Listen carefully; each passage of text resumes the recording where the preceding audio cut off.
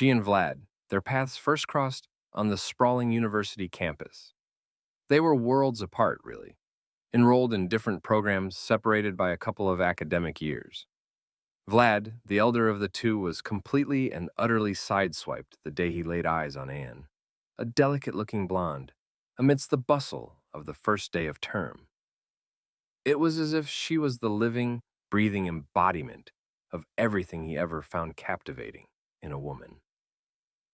Anne, for her part, was a shy soul, one who found mingling with new people a Herculean task. Honestly, she was scared of her own shadow back then. Standing there during that very first university assembly, her nerves were shot. She couldn't stop fiddling with the clasp on her handbag. For her, right here and right now, a whole new chapter of life was dawning. And wow, was it terrifying. Vlad was the complete opposite. A whirlwind of energy, irrepressibly cheerful, and a social butterfly through and through. If there was an amateur student event, you could bet your bottom dollar he was in it. A trait that naturally made him a magnet for the girls. A handsome, smiling young man who could carry a tune. Yeah, he wasn't exactly flying under the radar. So when he began his campaign to win Anne over, she felt it like a cornered mouse. His pursuit was so relentless, so forward, that it spooked her, a girl who had yet to share her first kiss. Vlad, ever confident, made a bold promise to her then. By the year's end, she'd be his. And you know what? He was right on the money. Fast forward to her third year, a routine annual checkup with a kindly female doctor ended with a smiling bombshell. She was pregnant. Anne spent the rest of that day in a flood of tears. Vlad wasn't home from work yet, and in that vacuum of solitude, it felt as though the picture-perfect future she had so carefully constructed was shattering into a million irreparable pieces. Vlad, bless his heart, was undoubtedly shocked by the news, but he didn't dare let it show. Seeing his beloved already teetering on the edge of a depressive state, he knew he couldn't afford to reveal any weakness of his own.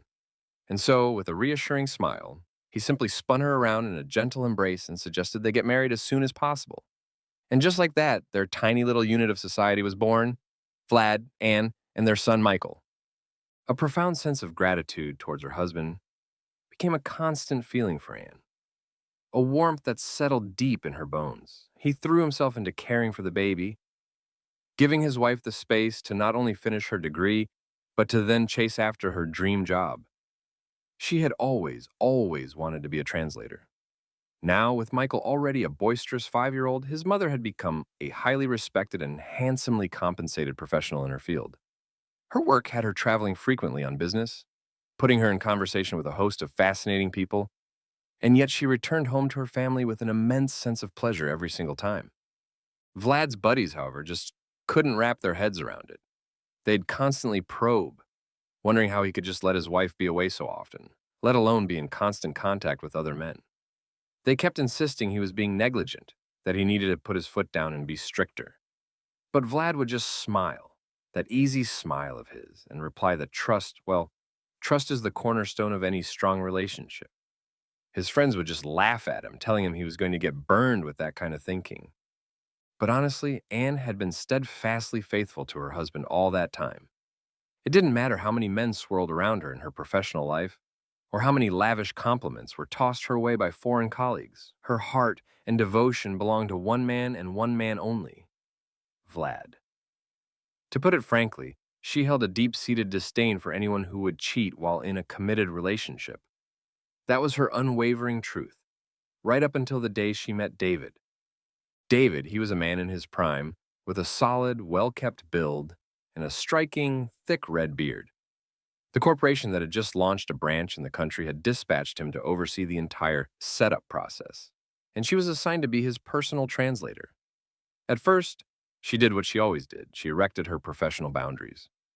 Over her years in the service, she'd learned the hard way that you have to draw those lines immediately and with unmistakable clarity. If you don't, well, you're just asking for trouble. She'd once had to terminate a contract prematurely simply because the client couldn't take a hint, misinterpreting her professional refusals as some kind of coy game. With David, though, things felt different. He conducted himself like a consummate gentleman, never once overstepping the invisible lines she'd drawn. For the entire 2 months they worked side by side, they never once veered into personal territory. So, when he invited her to join him for dinner at a restaurant, her initial ingrained response was to decline. But David pleaded, his voice laced with a surprising vulnerability. Please, I'm about to lose my mind from the sheer loneliness. And hearing that, her resolve crumbled. She didn't tell her husband it was a one-on-one meeting with her employer. Instead, she just sent a quick message saying she'd be late at work. Why she did it, she couldn't say. After all, Vlad had never, not once, thrown a jealous fit, and in all likelihood would have reacted to the news of their dinner with his usual calm. They spent the entire evening chatting away like they were old, dear friends, punctuated by easy laughter and the sharing of life stories. It was the first time in her entire career as a translator that she had experienced such a genuinely pleasant, effortless connection with a foreigner. She found herself getting lost in the smooth cadence of his speech, the beautifully modulated timbre of his voice. When David smiled, little dimples appeared on his cheeks. That beard hides your lovely dimples, she remarked with a smile of her own. They polished off a bottle of expensive wine and traded light-hearted banter. Oh, without the beard, I look like a preposterous schoolboy. Want me to prove it with a photo? The delightful conversation made time melt away.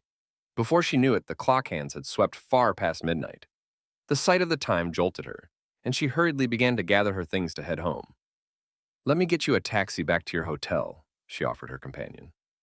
Outside, the very first hints of spring were in the air. The snow had all but vanished, save for a few forlorn, shrinking drifts.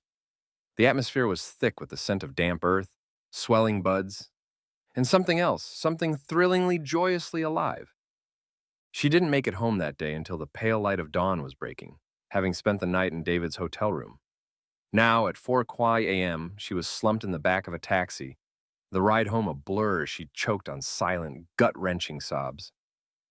The intoxicating haze of alcohol was beginning to dissipate, replaced by the cold, stark clarity of sobriety.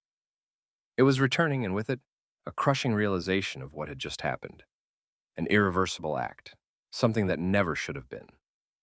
She flagellated herself for her weakness, for drinking so much, for the catastrophic closeness she had allowed with David, a fleeting, reckless inferno, a momentary desire that would now cast a long, dark shadow over the rest of her life.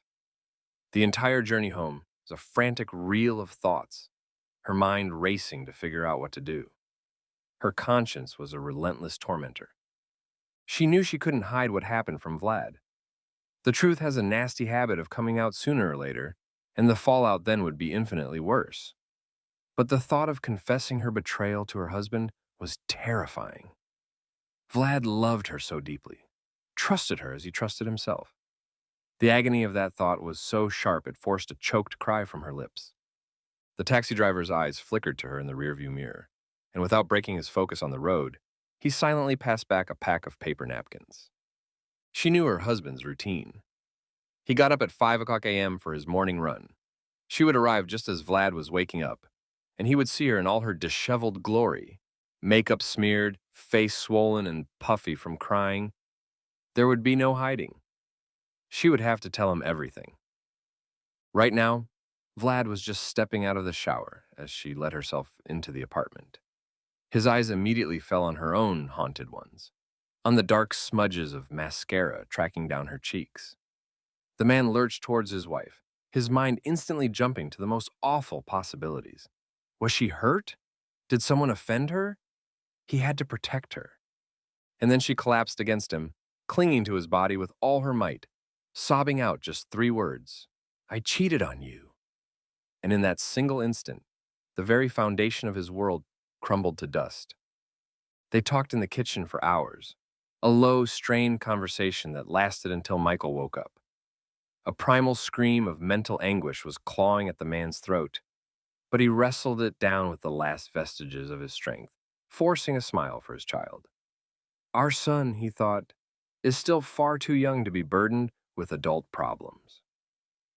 After that, the husband quietly got himself and his son ready, and they left. She remained in the silent apartment, utterly alone, drowning in the oppressive weight of her thoughts. Later that evening, her spouse called. He said he needed to take a break from their relationship. Vlad needed to get away, to be alone somewhere, to try and sort through the wreckage in his own head and figure out how to feel about the whole situation.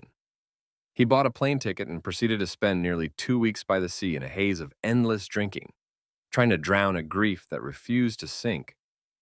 But he couldn't bring himself to file for divorce. He felt sorry for Michael, and somewhere deep, deep down, a stubborn ember of love for her still flickered, despite the grievous wound she had inflicted. And so they continued to live together until their son came of age. Then one day, Vlad quietly packed his bags and moved into a rented apartment. The love he once held for his wife had slowly withered with each passing year. And now his son was a grown man. The man realized he was finally free from all his obligations. And his wife accepted the decision, though it was a difficult pill to swallow. For 13 long years after that fateful day, she had naively operated under the assumption that everything had somehow miraculously returned to normal. But life, it turned out, had just thrown her a new devastating challenge.